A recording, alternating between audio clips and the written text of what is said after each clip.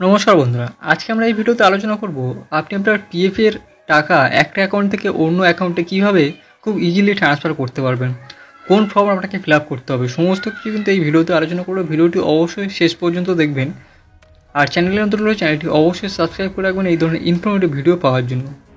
তো দেখুন, বেসরকারি সংস্থার কর্মীদের এমপ্লয়িজ প্রভিডেন্ট ফান্ড বা ইপিএফ এর নিয়মে বড় বদল হয়েছে। এই তহবিলের অর্থ স্থানান্তরণের প্রক্রিয়া আরও সহজ করে দিয়েছে কেন্দ্র। ফলে চাকরি বদল করলেও বিষয়টিকে নিয়ে আরও চিন্তাভাবনা করতে হবে না। শুধু তাই নয়, এতে আগের চেয়ে অনেক কম সময় লাগবে বলেও জানিয়েছে নিয়ন্ত্রণকারী সংস্থা এমপ্লয়িজ প্রভিডেন্ট ফান্ড অর্গানাইজেশন বা ইপিএফও। তো এতদিন পর্যন্ত প্রভিডেন্ট ফান্ডের অর্থ স্থানান্তরের জন্য গ্রাহকের দুটি দপ্তরে যেতে হচ্ছিল। সেগুলি হলো সোর্স অফিস এবং ডেস্টিনেশন অফিস। সোর্স অফিস থেকে সংশ্লিষ্ট তহবিলের অর্থ স্থানান্তরিত হয়ে যেতেও ডেস্টিনেশন অফিসে। নতুন নিয়মে ডেস্টিনেশন অফিসের অনুমোদনের প্রয়োজনীয়তা নেই বলে ঘোষণা করেছে ইপিএফও।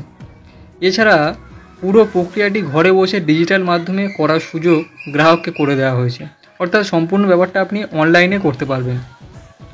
তো দেখুন কী করতে হবে। ইপিএফও জানিয়েছে গোটা প্রক্রিয়াটি তাদের ওয়েবসাইটে ঢুকে ফর্ম 13 মাধ্যমে করতে হবে, অর্থাৎ ফর্ম 13 মাধ্যমে কিন্তু আপনি গোটা পুরো বিষয়টা করতে পারবেন। এর সাহায্যে সোর্স অফিস থেকে অর্থ স্থানান্তরের দাবি অনুমোদন পাবেন গ্রাহক। একবার সেটি হয়ে গেলে পূর্ববর্তী অ্যাকাউন্টটি স্বয়ংক্রিয়ভাবে তার বর্তমান অ্যাকাউন্টে স্থানান্তরিত হয়ে যাবে।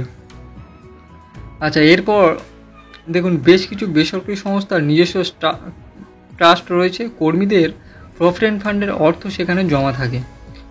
সংশ্লিষ্ট কর্মী ওই সংস্থা ছেড়ে অন্যত্র চলে গেলে ট্রাস্ট থেকে ইপিএফওর অ্যাকাউন্টে ফর্ম 13 বা ফর্ম 13 মাধ্যমে অর্থ স্থানান্তরিত করতে পারবেন।